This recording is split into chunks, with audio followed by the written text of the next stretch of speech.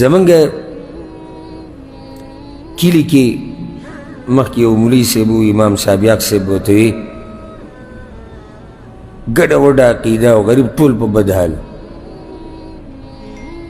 نو مشران دا قصه کوي چې هغوی و پیر چېرته بیان به یې کړی خو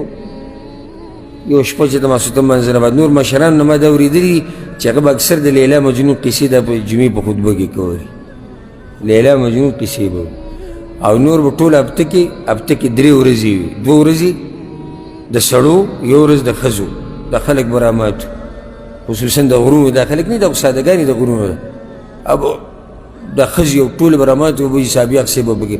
نو د ښځو ته به په خوله کې لاړې توکلې دا عجیبه مه ګڼئ ستاسو په علاقو کې به هم داسې کارنامې شوي چې سړی وایي چې دا څنګه دا لا ښه سړی و چې صرف خوله کې لاړې توکي دی پکې ګزاره کوي نو هغه چېرته ماسخوتن به چاته څه نصیحت کړی نو هغه یو کس پکې راپاڅېد ووایي صابیاق صاحب دا مسله چې تا بیان کړه ابي مطمئن شوی نه دی چېرته غریب که نه وایي دا مسله چې تا بیان کړه وایي دا څنګه وی دی داسې سور شو شین شو داسې ورته وکتو کښېنه وایي دا څنګه زویه ما مسله بیان کړه خبره ختمه شوه څنګه منګه به داسې شي د څنګه معنی دا وه لکه هغه غریب خو نور څه ویلی نه شو هلته خو زموږ عوام هم ډاډه نه دي تپوس خو نه شي کولی تپوس ته یې پرېږدي نه د هغه د څنګه معنی دا وه چې صابیاق صاحب په داسې دلیل شتي که نه خو نور مخکې یېرېدو نو یې صابیاق صاحب څنګه کښېنه ده څنګه زویه څنګه منګه څه شی ده مونږ مسله بیان کړه خبره ختمه شوه بس هغه غریب